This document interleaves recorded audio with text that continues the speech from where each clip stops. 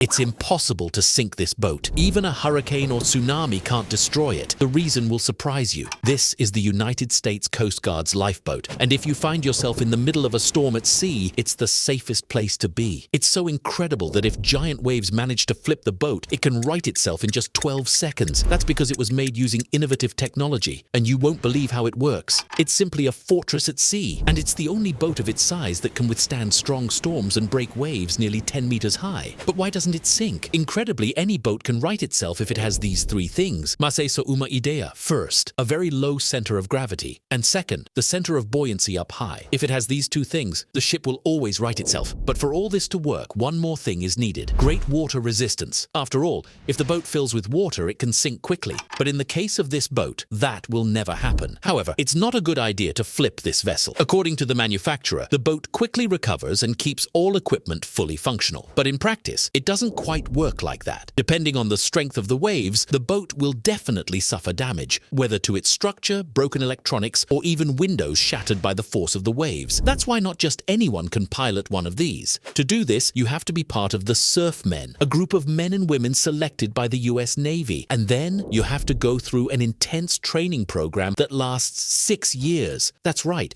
it takes 6 years for someone to be allowed to pilot one of these. After all, despite the boat's ability to right itself quickly and not sink, it doesn't last forever. And if it's seriously damaged, it will be as fragile as a normal boat. That's why surfmen have to learn to avoid waves whenever possible and maneuver the vessel in extreme conditions, such as storms and even tsunamis. But in practice, this is an impossible task, and the only way to stay really safe is by using various safety equipment, like a special rescue suit, helmet, and life jacket. But there's something even more important. The safety harness allows the crew to stay connected to the boat if it's flipped upside down.